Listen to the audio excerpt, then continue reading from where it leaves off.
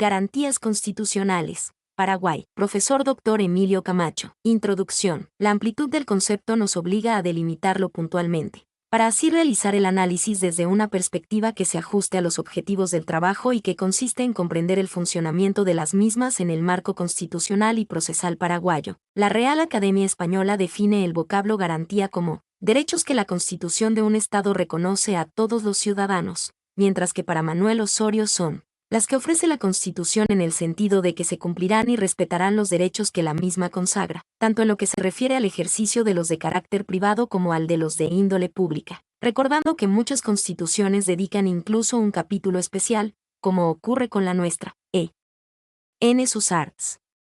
134 y SS. Coboture se refiere a la misma como tutela, amparo, protección, garantía, transcribiendo la disposición de la Constitución uruguaya, que se refiere conjuntamente a los derechos, deberes y garantías y recordando el origen etimológico, del francés garantie. El profesor Manuel García Pelayo nos recuerda que no es únicamente la coacción lo esencial en el derecho, es decir, la posibilidad de obligar a su cumplimiento por el empleo de la violencia física, sino la garantía de su efectividad, o sea que la norma lleve en sí misma la garantía de su cumplimiento regular, que éste no dependa del arbitrio del destinatario de su aplicación. En una palabra, lo que es esencial al derecho es la seguridad jurídica. La efectividad del derecho constitucional radica precisamente en la relación dialéctica entre norma y poder, para lo cual las normas deben llevar consigo la posibilidad de su cumplimiento y eso, sí, que se cuenten con instrumentos para hacer efectivos ciertos y determinados derechos. Si bien las garantías individuales no están ya restringidas a los individuos, sino que ahora comprenden también a las personas morales de derecho privado y aún en ciertos casos a las de derecho público, que propiamente no son individuos, ya no deben ser designadas estrictamente como individuales, sino más bien como constitucionales o de derecho público. En el presente trabajo se sigue preferentemente la idea de que los derechos humanos adquieren particular relevancia en cuanto constituyen prerrogativas del individuo y la sociedad, frente al poder estatal, limitando el ejercicio de este último. Es decir, los derechos humanos pueden definirse como las prerrogativas que tiene todo individuo diferente a los órganos de poder para preservar su dignidad de ser humano y que también deben ser respetados por todos los particulares. Esta posibilidad de efectividad de las normas jurídico-constitucionales, que descansa en la base misma del poder del Estado y que además cuenta con los órganos encargados del cumplimiento, a las que se conocen con el nombre de garantía. En la práctica, es frecuente la confusión terminológica entre derechos y garantías, a tal punto que esa simbiosis se da no solamente en los textos constitucionales, sino incluso en las leyes y en los fallos jurisprudenciales. Sabido es que lo fundamental en el derecho no es justamente la coacción, pues éste no puede descansar únicamente en la posibilidad de obligar a su cumplimiento por medio de la violencia, sino que la disposición debe contener en sí misma su fuerza, la seguridad de su cumplimiento regular, sin depender necesariamente del arbitrio de nadie, lo que significa que lo verdaderamente esencial es la seguridad jurídica, la previsibilidad del Estado de Derecho, dicho en términos weberianos, la racionalidad del sistema. Sin embargo, inexcusablemente se requieren de mecanismos de seguridad, como lo señala García Pelayo. Esta garantía de efectividad de las normas jurídico-constitucionales que radica en la naturaleza misma del poder estatal, puede ir acompañada, y de hecho lo va, de la atribución a sujetos concretos de pretensiones al cumplimiento de las normas por parte de otros órganos, equiparándolos con sanciones de tipo jurídico y político, por la necesidad de cooperación de varios órganos e instituciones y, en fin, por otra serie de garantías de diverso tipo. De ahí que no resulte extraño que el concepto de garantía no pueda limitarse exclusivamente a aquellas de carácter procesal o que estén puntualmente tituladas en algún apartado del texto normativo, sino que se extienden y aparecen en buena parte del capítulo de los derechos y deberes. Solo así podrá responderse satisfactoriamente a lo que en una sociedad pluralista supone la concurrencia de distintos sistemas de valores. Lo que para unos es justo, para otros no lo es. Cada subcultura tiene sus puntos de vista acerca de la justicia, porque cada una de ellas tiene su ética. El único modo de hacer posible la coexistencia democrática de todos los grupos sociales es renunciar a imponer coactivamente exigencias que se originan exclusivamente en una parte de la sociedad, principio por lo demás enteramente coherente con la obligación de interpretar la Constitución en forma estructural, integrada, como sabiamente lo consagra el art. 15.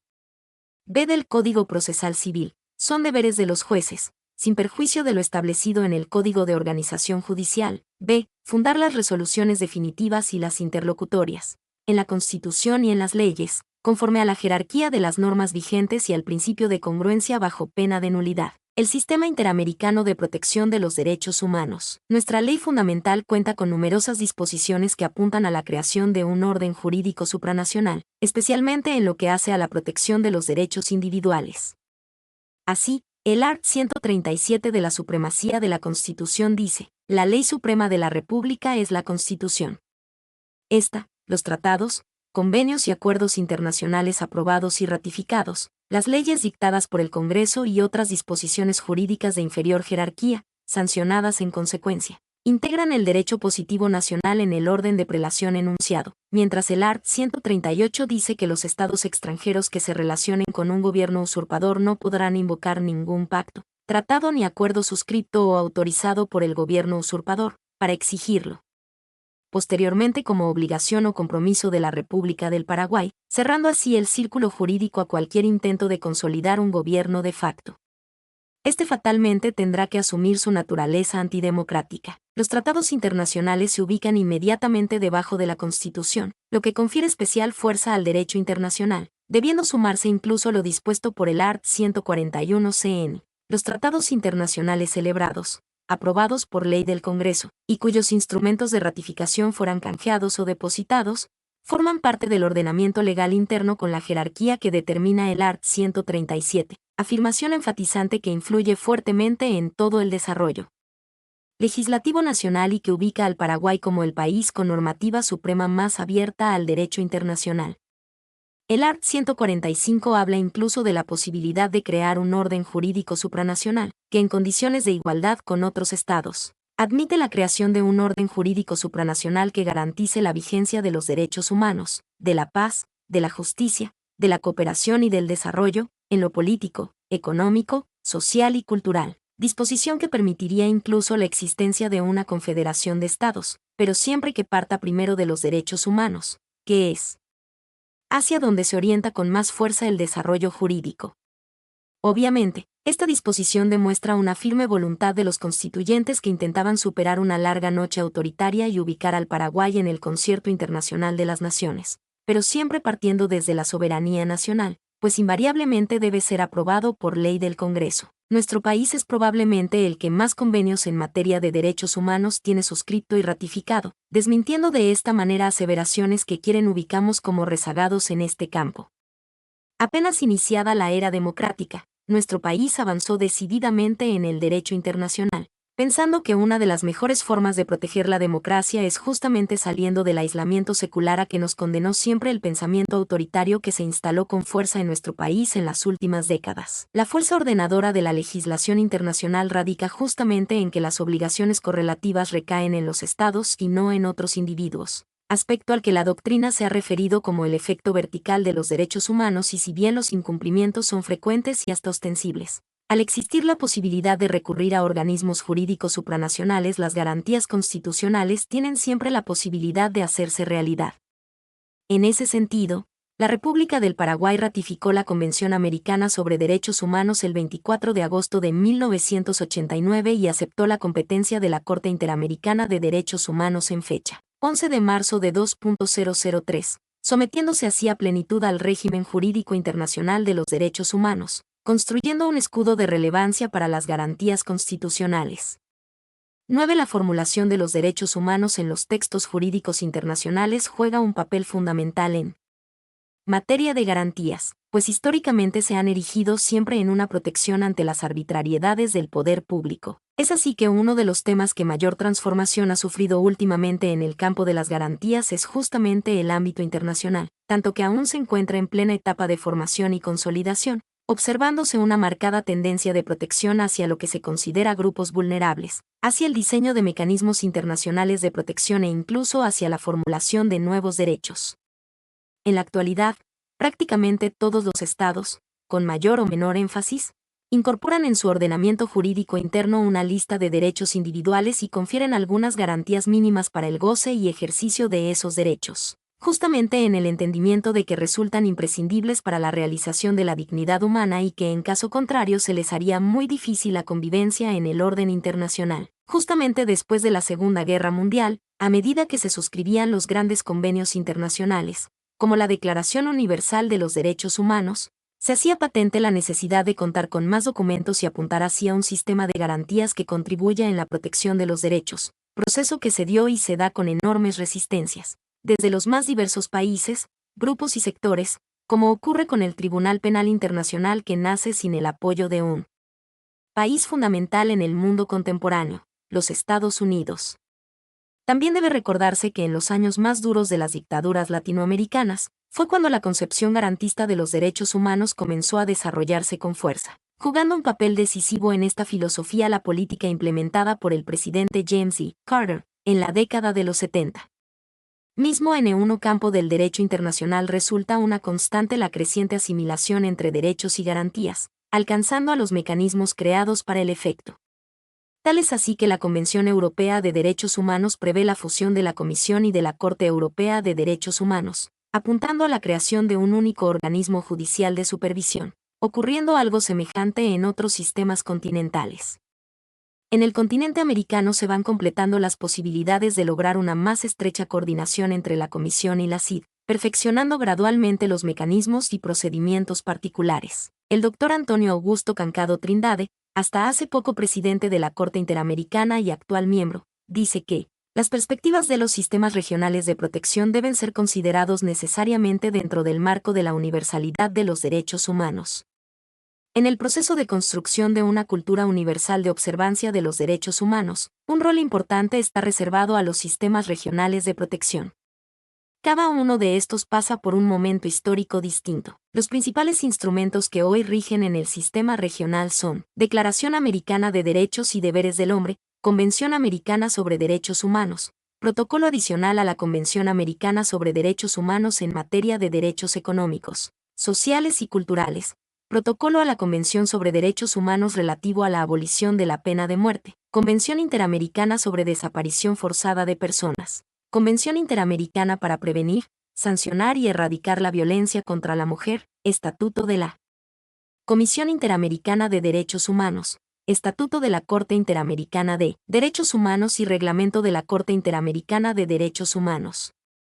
Lo que debe quedar bien claro es que estos derechos cobran importancia solo cuando los hombres viven y desarrollan su actividad en un medio social, y el ejercicio de dichos derechos alcanza la protección contra los abusos o los errores de las autoridades gubernativas, ya sea por acción o omisión cuando se niega a proteger a alguien perjudicado por un particular, siempre y cuando el sistema legal así lo tenga establecido. Las constitucionales presentan las siguientes características. 1. Son unilaterales, pues está a cargo del poder público efectivizar su vigencia. 2. Son irrenunciables, en cuanto hacen a la naturaleza misma del hombre y así ser reconocida en los textos fundamentales. 3. Son permanentes, implícitos al derecho protegido. 4. Son generales, protegen absolutamente a todos los seres humanos. Resulta interesante destacar que más allá incluso de su aspecto normativo, los derechos humanos han tenido un efecto político importante, derivado de la interdependencia que existe entre ellos, relacionándose así cuestiones políticas, sociales y económicas con la democracia misma. Finalmente,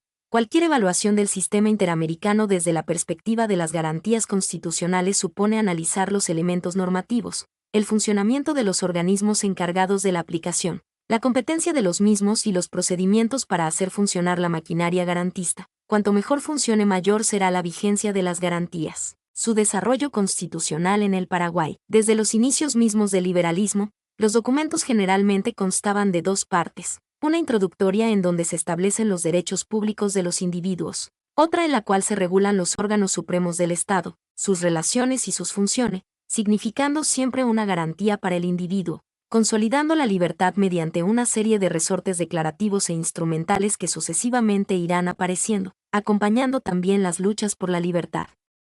Algo parecido ocurrió en el Paraguay, a un ritmo más conservador, como lo marcaba el fuerte arraigo autoritario local. El reglamento de gobierno de 1813 nada dice sobre las garantías individuales, pudiendo apenas citar un escueto art. 3 que dice: su primer cuidado será la conservación, seguridad y defensa de la República con toda la vigilancia, esmero y actividad que exigen las presentes circunstancias, mientras el art. 12 manda la creación de un Tribunal Superior de Recurso, que deberá conocer y juzgar en última instancia conforme a las leyes, según la naturaleza de los casos y juicios que se dejase a su conocimiento. Resulta evidente que la urgencia era la consolidación del naciente proceso político independentista, de modo que pocas chances tenían de florecer los derechos individuales. El Congreso General de 1814, en clara decisión regresiva, no hizo otra cosa que nombrar a Rodríguez de Francia como dictador supremo de la República, reducir el número de congresales a la cuarta parte, es decir, a unos 250 aproximadamente, y fijando mayo de 1816 para el próximo Congreso. En 1816 Francia es elegido dictador perpetuo de la República, con calidad de ser sin ejemplar, y en el país no se volvió a hablar de normas jurídicas que limitaran el poder y protejan las libertades públicas. La Constitución de 1844 o ley que establece la administración política de la República del Paraguay y demás que en ella se contiene en su art. 7 hablaba de un juez superior de apelaciones y en su título X Ordenanzas Generales contenía algunas referencias a las libertades y a lo que podía denominarse derechos fundamentales, igualdad ante la ley, derecho a ser oído, libre tránsito, mientras otros como la educación y la instalación de imprenta requerían autorización del gobierno. Sin embargo, al no ser desarrollada la prescripción del art. 7, no existían posibilidad alguna para el desarrollo de las garantías y, como tantas otras veces en nuestro país, las reformas que se hicieron apuntaron directamente a consolidar la fortaleza del Ejecutivo y no a mejorar en materia de libertades. En noviembre de 1870 se sanciona una nueva Constitución, que recepciona los principios de la democracia liberal y en su capítulo 11 Derechos y Garantías los desarrolla ampliamente. Expresamente el art. 11 consagra el derecho de ser juzgado por jurados en las causas criminales, será asegurado a todos y permanecerá para siempre inviolable. Mientras el art. 117 decía que la defensa es libre para todos ante los tribunales de la República y se consagraba la obligatoriedad de fundar toda sentencia en la ley. Es muy importante recordar que el 5 de enero de 1869 las tropas de la Triple Alianza ocuparon Asunción y todo el debate constituyente se realizó con el territorio ocupado, sin que pueda hablarse de una vigencia de la soberanía política y con una enorme influencia de los principales países en pugna, Brasil y Argentina, sobre los dirigentes paraguayos. Se reconocen todas las garantías y derechos vigentes internacionalmente en la época. La Constitución de 1870 es hija de su época y su circunstancia, liberal en extremo, individualista al máximo, bicameralista, llena de desconfianza a los gobiernos fuertes, a las dictaduras, ignorando los problemas sociales. Creó, sin embargo, el marco jurídico en que se movería el Paraguay, al menos formalmente, durante 70 años. Escapa al objetivo de este trabajo analizar históricamente el desarrollo y consolidación de esta Constitución, cuestión que abordamos en otras publicaciones, pero no podemos dejar de señalar el papel importante que jugó en la difusión de las ideas republicanas y que sirvió como elemento movilizador en el afán de construir un sistema republicano en un país destrozado por la guerra y ocupado militarmente. El 10 de julio de 1980 se dicta el Decreto Ley N. Grados 2.242 por cual se promulga la nueva Constitución Nacional, que tiene un título denominado Derechos, Deberes y Garantías, donde desde el art. 19 al 37 se ocupa de los clásicos derechos del individuo, sin hacer referencia expresa a algún tipo de garantía procesal. Característica fundamental del texto es la incorporación de algunos principios del constitucionalismo social, lo que significa un cambio radical en comparación de la de 1870, cuestión que también se proyecta sobre las libertades públicas y el equilibrio de poderes, ocasionando una evidente restricción a las mismas. La Constitución de 1967, en lo que hace a la enunciación de los derechos, garantías y obligaciones, va a seguir el modelo de sus pares latinoamericanas, fundamentalmente la venezolana, recurriendo a clasificar los derechos en individuales, sociales y económicos, a los que añade los de los trabajadores y los derechos políticos. Los derechos individuales se regulan del art. 48 al 80, se hace una extensa enumeración pudiendo citar, inviolabilidad del domicilio, libertad de pensamiento y de prensa, derecho de petición, protección de la propiedad privada. En el campo específico de los instrumentos procesales, se reconoce por primera vez el habeas corpus, hasta entonces solo tenía rango legislativo, en el art. 78 está reconocido y se garantiza el habeas corpus. Toda persona ilegalmente detenida o coartada de cualquier modo en el ejercicio de su libertad individual, o un tercero en su nombre, sin necesidad de poder, tienen derecho a pedir ante la autoridad judicial competente, en forma verbal, por escrito, o por telegrama colacionado, que se le haga comparecer para restituirle su libertad. Cuando la autoridad judicial lo estimare conveniente, se practicarán las comprobaciones del caso en el lugar en que se hallare el detenido. El procedimiento será breve, sumario y gratuito. La ley reglamentaria rodeará esta institución de las máximas seguridades y se establecerá sanciones para quienes se opongan arbitrariamente. Al mismo tiempo es recepcionada la acción de amparo, cuyo origen procede del derecho mexicano. En el art. 77 se establece el recurso de amparo. Toda persona que por un acto u omisión ilegítimo, de autoridad o de un particular, se crea lesionada o en peligro inminente de serlo, de modo grave, en un derecho o garantía que consagre esa Constitución, o la ley, y que por la urgencia del caso no pudiera remediarse por la vía ordinaria, podrá recurrir ante cualquier juez de primera instancia a reclamar amparo. El procedimiento será breve, sumario, gratuito, y de acción pública, y el juez tendrá facultad para salvaguardar el derecho o garantía, o para establecer inmediatamente la situación jurídica infringida. La ley reglamentará el procedimiento. Tanto el habeas corpus como el amparo son temas desarrollados por otros colegas en esta misma edición, razón por la cual no nos ocuparemos de las mismas. Pero debemos señalar que la incorporación constituye un acontecimiento revolucionario en la historia constitucional paraguaya, país de larga tradición autoritaria. La Constitución paraguaya de 1992 y el sistema de garantías. Una visión procesal. En 1992, por primera vez en toda la historia del Paraguay, unos ciudadanos logran reunirse en convención en un ambiente de libertad, en ejercicio de la soberanía, sin la existencia de fuerzas extranjeras que ocupen el territorio y tutelen el proceso, como en 1870, y sin la existencia de una dictadura que condicionaba desde el inicio mismo el margen de liberalidad, como en 1967. También se estaba muy lejos de tener que soportar un decreto del Poder Ejecutivo que otorgaba al Paraguay una ley fundamental, como en 1940. Reunidos tras unas elecciones libres, discuten en convención poniéndose a tono con los nuevos tiempos, se produce la plena recepción del constitucionalismo social, principio que permea todo el texto y habrá de influir en todo el desarrollo legislativo posterior de los derechos fundamentales en juego. Bien dice Daniel Mendonca que representa la unión de dos fórmulas simples, Estado social y Estado de Derecho. Los problemas planteados por la articulación de los dos elementos de la fórmula no han recibido solución clara y uniforme en la doctrina de los países que la han incluido en sus textos constitucionales.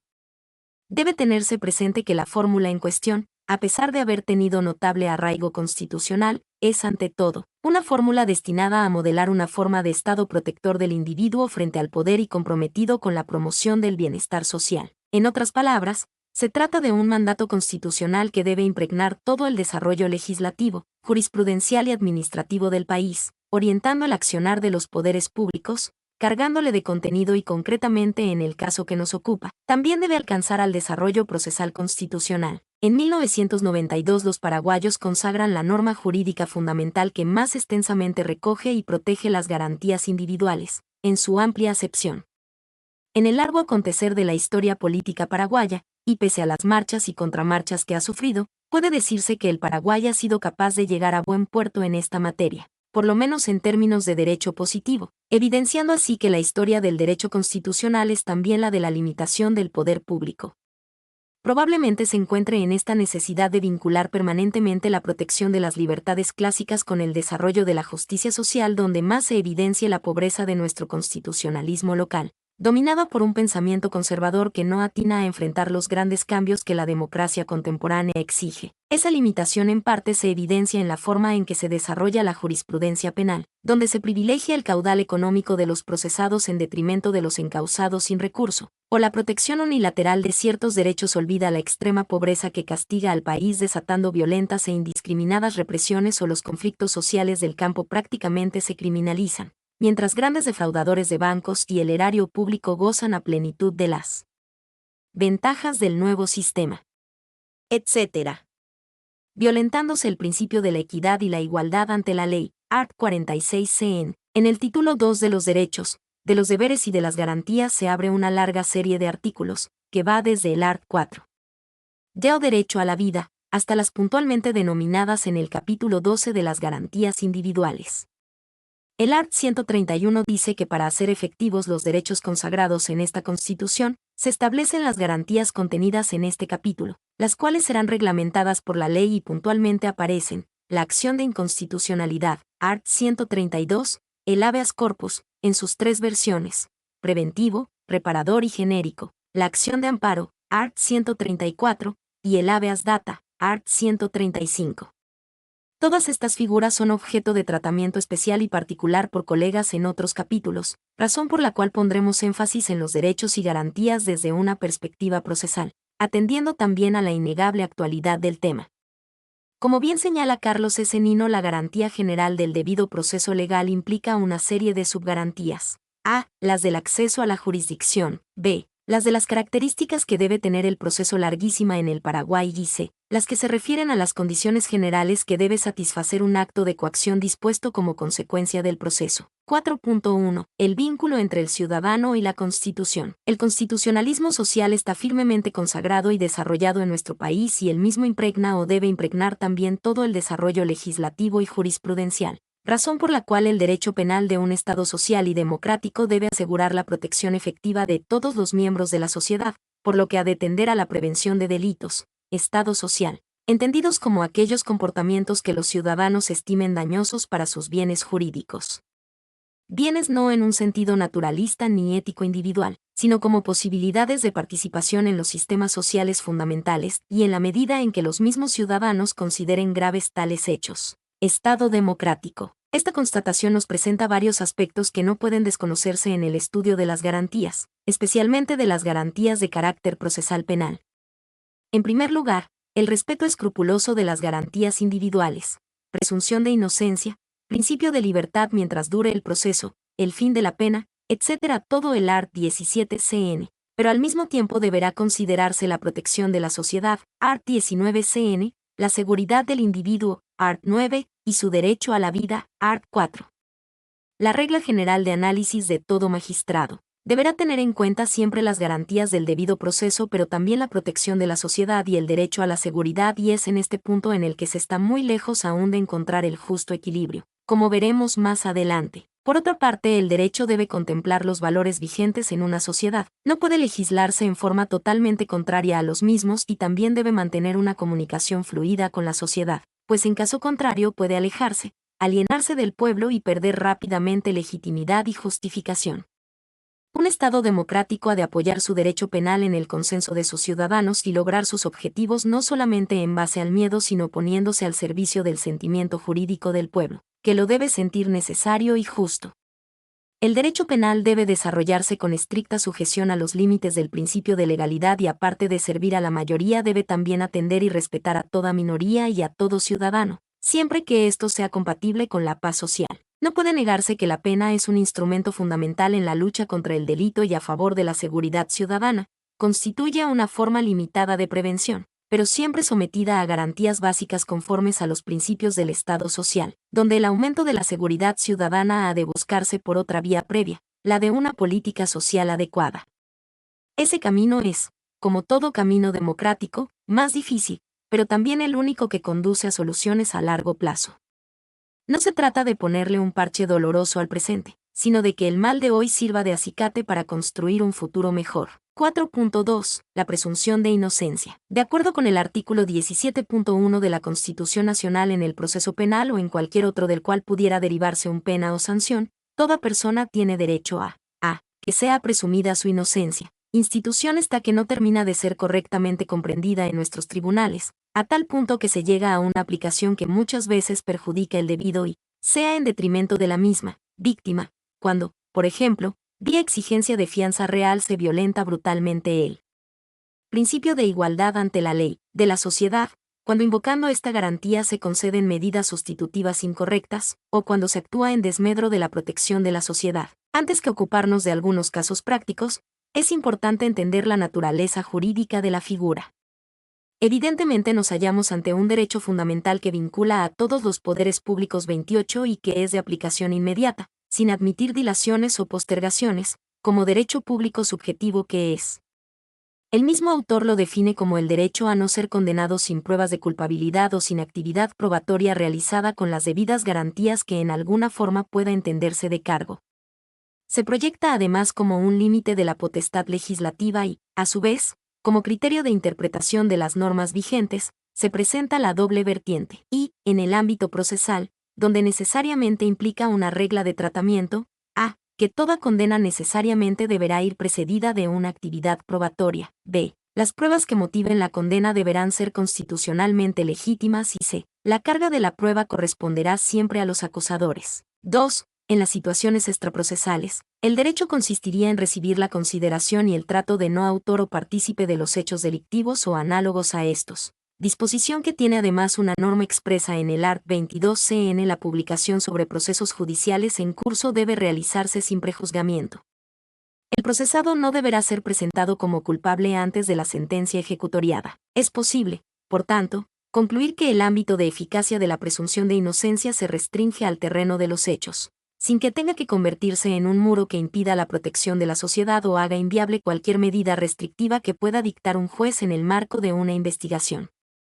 Un fiscal puede estar genuinamente convencido de la culpabilidad de un investigado, realizar todo lo que esté a su alcance para producir las pruebas que así lo demuestren, y eso no significa que esté violentando su inocencia presunta. Resulta indiscutible que una de las garantías básicas de nuestro sistema es que nadie puede ser penado sin juicio previo y por lo tanto debe permanecer en libertad mientras no exista condena. Derecho que se restringe con el objeto de asegurar la comparecencia en juicio y garantizar los fines perseguidos en el proceso penal, o que inevitablemente relaciona a la presunción de inocencia con el derecho a permanecer en libertad mientras dure el proceso, a la prisión preventiva, art. 19 CN, y a la seguridad jurídica de las personas, art. 9 CN. Por más que muchos insistan en querer separarlos mecánicamente, en la práctica con enorme frecuencia se presentan estos derechos y en ocasiones generan conflictos que no pueden ser desoídos, debiendo sopesarse razonadamente las garantías individuales del procesado con las garantías de la sociedad y el derecho de los individuos que forman parte de la misma. Esto significa que a. No podrá exigirse que, en virtud al principio de presunción de inocencia, el juez quede obligado a calificar los hechos de una determinada forma.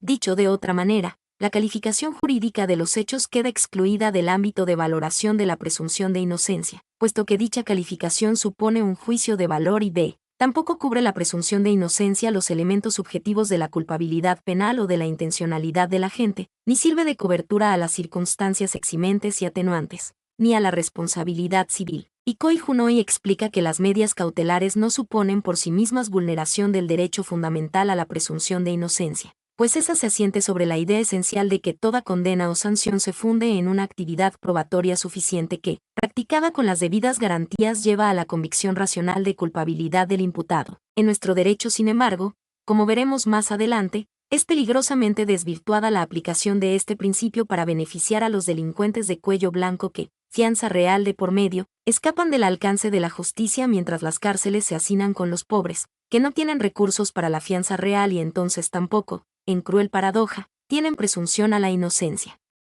Vemos en este caso como también las personas de escasos recursos ven que la garantía de igualdad consagrada en el art. 46 se convierte en letra muerta, con lo cual tampoco se materializa el principio básico de la prisión preventiva, que debe ser dictada solamente en los casos estrictamente necesarios para las diligencias judiciales.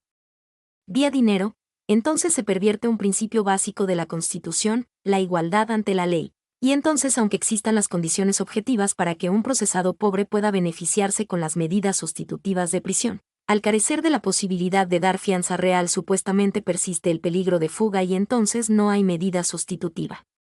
En el derecho comparado y especialmente en materia penal, el arraigo económico generalmente se limita para suplir la carencia de domicilio del interesado, debiendo siempre concurrir otros factores equilibrantes, de manera a no castigar así la inferioridad económica de los procesados. Estamos así ante un caso de dudosa constitucionalidad, lo que se materializa cuando los magistrados aplican un criterio estrictamente civilista en materia de fianza y consideran que la suma asegura el resarcimiento económico por el delito investigado si es que se produce la fuga, cuando que en materia penal y más aún, en el campo del constitucionalismo social, también debe protegerse a la sociedad, que así queda nuevamente expuesta cuando el delincuente cuenta con patrimonio elevado y justamente utiliza este recurso para burlar el alcance de la administración de justicia. En este debate entra en juego también el mismo derecho a la vida, dado que el art. 34 extiende la protección a la integridad física y psíquica, el derecho a la seguridad, art. 9, y puede hacer añicos el derecho a la tutela judicial efectiva que asiste a las víctimas y a la misma sociedad,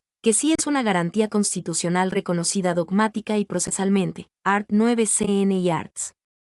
131 y SGTS. Es importante entonces, si concebimos como una garantía que no puede ir en desmedro de otras, intentar acortar los alcances de la misma. El profesor Díez Picasso dice que la presunción de inocencia es una presunción iuris tantum, que debe ser desvirtuada, lo cual exige que el órgano judicial penal, sin perjuicio de su facultad de libre apreciación en conciencia de la prueba, se base para condenar en una mínima actividad probatoria que pueda considerarse de cargo y que haya sido practicada con todas las garantías. Aquí, básicamente actúa como una norma reguladora de la sentencia penal, no de las medidas cautelares o sustitutivas de prisión, si bien no puede negarse que en algo extienden su influencia. Profundizando esta tesis, no es otra cosa que la exigencia de una mínima actividad probatoria y que obliga al juez a no limitarse a una simple enumeración de los hechos en su sentencia, sino a expresar fundadas razones en que se basa. Yendo más lejos aún en defensa de la presunción de inocencia, hay que señalar que la misma exige aparte de la actividad probatoria mínima, otros derechos y garantías, tanto así que la misma Constitución establece una serie de requisitos que deben cumplirse. Así, las disposiciones del art. 17, que se juzgue en juicio público, la posibilidad de ofrecer, practicar, controlar e impugnar las pruebas, el acceso a las actuaciones procesales, etc. y, muy puntualmente, la prohibición de dar eficacia a las pruebas obtenidas en violación de los derechos fundamentales. Resulta innegable que la inocencia presunta influye y, particularmente en su vertiente de regla de tratamiento, impone una limitación de las medidas restrictivas de derechos durante el proceso, lo que podría conducir a la inconstitucionalidad de las medidas restrictivas por violar la presunción de inocencia, al menos si las mismas resultan desproporcionadas o irracionales, pues no sería así propiamente una medida cautelar, sino tendría evidente carácter punitivo en cuanto al exceso. Ahora bien, por todo lo dicho puede concluirse que la prisión provisional es, con carácter general, compatible con el principio de presunción de inocencia, siempre y cuando dicha medida no suponga la anticipación de medidas de carácter sancionador, con carácter previo a la sentencia.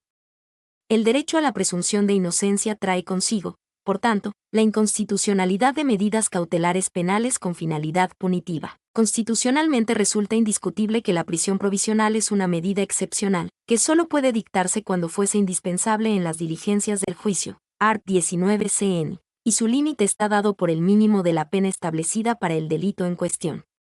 La legislación penal fue aún más lejos al poner como límite 2 años, art. 236 CPP, pero esto no debe conducir a una confusión, frecuente en nuestro derecho, en que mecánicamente se invoca la inocencia presunta para poner en libertad a individuos con procesos pendientes, 2 o 3 a veces, por violación. 4.3. Los derechos en conflicto. Pero no terminan aquí las tribulaciones surgidas en el desarrollo judicial de estos principios constitucionales, pues frecuentemente entran en conflictos los derechos constitucionales y la jurisprudencia mantiene criterios altamente contradictorios que generan una gran inseguridad jurídica y desconcierto en la ciudadanía, que muchas veces terminan culpando a la democracia por los desarreglos que ocurren, llegando a socavarse la legitimidad misma de las instituciones. Justo es señalar que el nuevo sistema penal constituye un avance significativo en la protección de los derechos y garantías ciudadanos y, por qué no decirlo, en favor de toda la sociedad. Sin embargo, esto no significa que no necesite ajustes, importantes modificaciones que respondan positivamente a la realidad, mejorando la protección del patrimonio público, la integridad física y psíquica de las personas, el patrimonio de los clientes del mercado financiero, la integridad de la mujer. Mi nombre es Demim, soy tu asistente personal. Mi sitio en internet es demim.es.tl. Página siguiente. El centro de tesis, documentos, publicaciones y recursos educativos más amplio de la red. Política de derechos de autor, normas de la comunidad, nuestro código de honor, política de privacidad, términos de servicio, no vender mis datos personales. Copyright monografías.com SA.